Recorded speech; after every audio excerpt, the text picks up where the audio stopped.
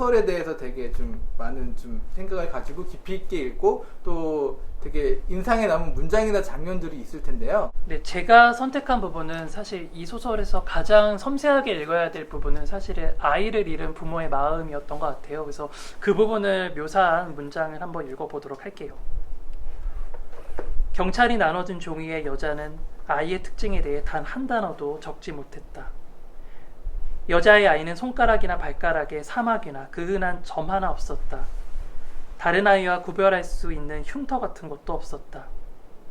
출근 시간에 쫓겨 머리를 빗길 시간이 없다는 핑계로 항상 머리를 짧게 잘라 머리를 묶었던 머리 장식 같은 것도 있을 리 없었다. 충치 때문에 볼철물을 해준 적도 없었다. 여자의 아이가 다른 아이들과 변별되는 그 어떤 실마리도 찾을 수 없었다. 여자의 아이는 정말 평범한 아이였던 것이다. 1년이 지났지만 어김없이 6시면 눈이 떠졌다. 세수도 하지 않은 채 헐레벌떡 일어나 냉장고를 뒤져 식빵을 꺼내 굽고 계란 프라이를 했다. 아이의 방에 대고 아이의 이름을 부르려는 순간에야 더 이상 깨울 아이가 없다는 것을 깨달았다.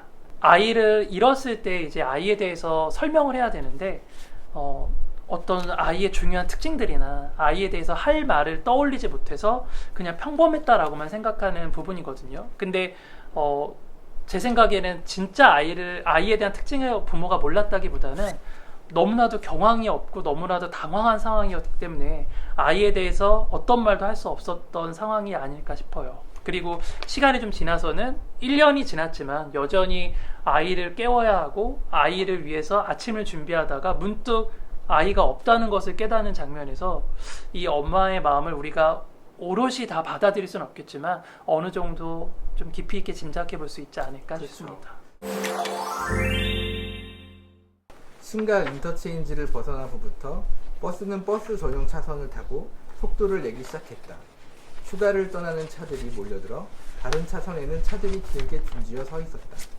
버스가 브레이크를 밟을 때마다 울컥 신물이 올라왔다. 뒷좌석 어딘가에 앉았을 훈이 엄마의 비닐 가방에서 풍겨오는 양념통닭 냄새도 한몫을 했다. 냉방 장치 때문에 팔뚝에는 소름이 돋았지만 밀폐된 버스 안의 고인 냄새는 쉽게 사그러들지 않았다. 운전석 옆에는 노래방 기계와 마이크가 장착되어 있었다. 관광객을 태울 거라 짐작하고 있었던 운전기사는 행선지를 알려주는 미선 아빠의 이야기를 통해 뒤늦게 상황을 한 모양이었다. 라디오를 끈 후부터 운전기사는 줄곧 껌을 씹어대고 있었다. 가끔 옆좌선으로 관광객을 태운 버스가 지나쳤다. 비좁은 통로로 나와선 사람들이 한 번씩만 움직여대며 우스꽝스러운 춤을 추고 있었다. 저는 이 부분을 왜 골랐냐면 되게 이 가족들은 이제 아이를 잃은 가족들은 관광버스를 타고 다시 그 슬픈 현장으로 가잖아요. 근데 창밖으로 보이는 풍경들을 막 관광버스 안에서 막 춤추고 있고 막 되게 평화로운 그런 농촌 모습 보이고 몇 감고 있는 아이들이 보이는 거예요. 그 대비되는 느낌이 되게 뭐라고 슬픔을 말하지 않아도 저는 되게 좀 먹먹히 온 느낌이 들고 되게 가슴이 아프고 하더라고요. 그래서 저는 이 장면을 한번 읽어봤습니다. 저는 아까 전서순 작가님이 말씀하신 그 이제 이 비밀이 밝혀지는 그 부분에서 네. 첫 번째 그러니까 목격자가 등장하잖아요. 네네네.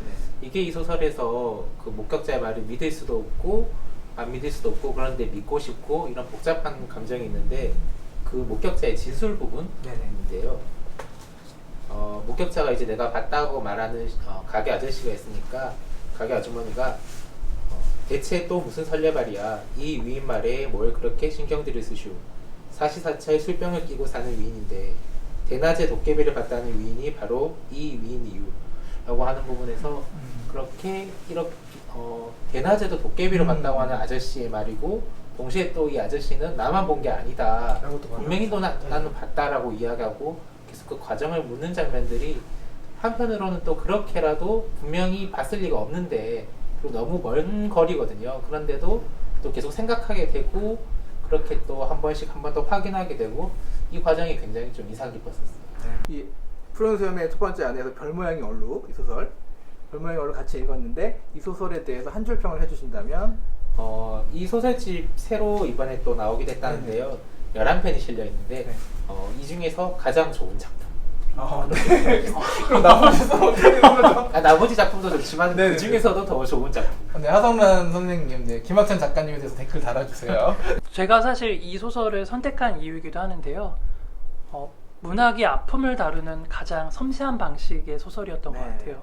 그래서 어렵잖아요. 사실 아픔을 네. 다룬다라고 하는 게. 근데 어떻게 다루면은 우리가 문학이 할 수 있는 역할을 제대로 할 수 있을까를 고민할 때에 한 번쯤 참고해 볼 만한 소설이 별모양의 얼룩이 아닐까 싶습니다. 네. 저는 딱 읽고서 느낀 느낌이 소리 없는 문장의 통곡이랄까? 눈물을 굉장히 많지 않은데 그냥 문장으로서 우리 울어 하지 않는데 막 나중에 통곡이 느껴지는 밑에서 단단한 문장 밑에 수면 아래서 그런 느낌이 있어서 그렇게 평을 하고 싶네요. 김학찬 작가님은 이 푸른 소음의 첫 번째 아내에서 별모양의 얼룩만 가장 좋다라고 말씀하셨는데 많이 아니라 네. 그 중에서도 가장 그 중에서도 좋다. 예. 그럼 이제 뭐 이 책에서 뭐 다른 소설 추천해주고 싶은 거 있으세요? 지금 이번 소설집 다시 보면서 네.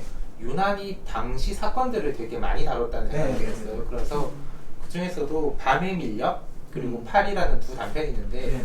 약간 두 소설이 좀 겹쳐지는 면도 있고 영화 그 이끼였나요? 그런 분위기도 약간 느낄 수 있는 상당히 좀 여름의 특기 그러면 좀 긴장되는 그런 소설이라서 그 두 편 정도 추천.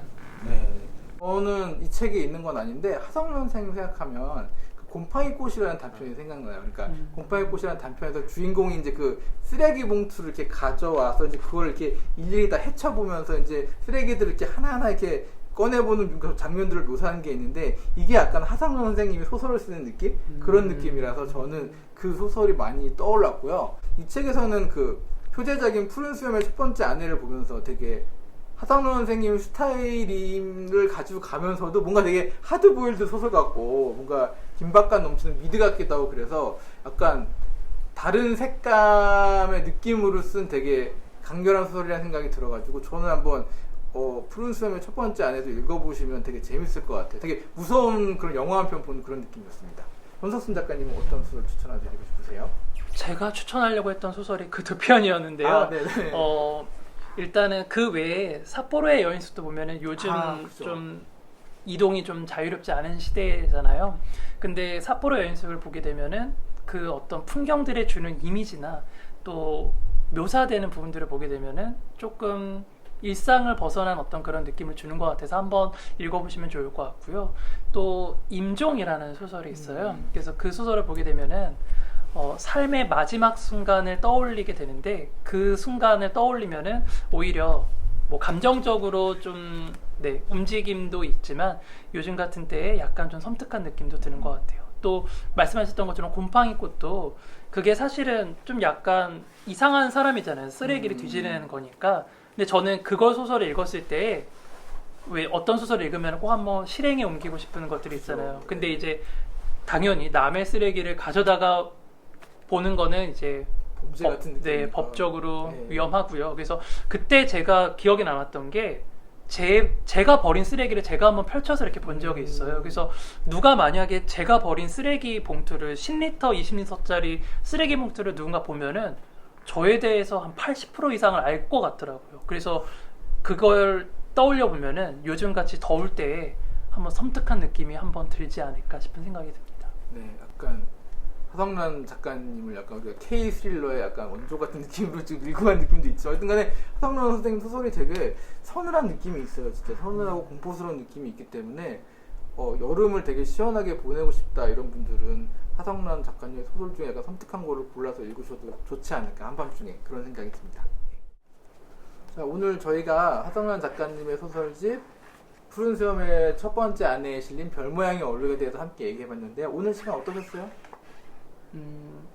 저는 사실 최근까지도 참사라는 건 끊이지 않잖아요. 네네. 우리가 이 소설을 다룬 화성, 시랜드 참사 외에도 계속 성수대교든 뭐 상품백화점이든 지금까지도 참사라는 건 계속 반복되고 있는 것 같아요. 근데 이 상황에서 문학은 과연 어떤 일을 할 수 있을까를 고민할 때 이 반복되는 참사를 문학이 막을 수는 없겠지만 이 반복되는 참사에 어떤 시선을 던지고 환기시키고 그리고 사람들이 다시 한번 기억에 듀격을 되새기게 하는 역할을 해줄 수 있지 않을까 싶습니다. 그래서 앞으로도 이 소설이 이런 사회에서 할 수 있는 역할들을 한번 고민해보는 계기가 오늘 이 시간을 통해서 마련되면 좋겠다는 생각이 듭니다. 네, 김학찬 작가님은요?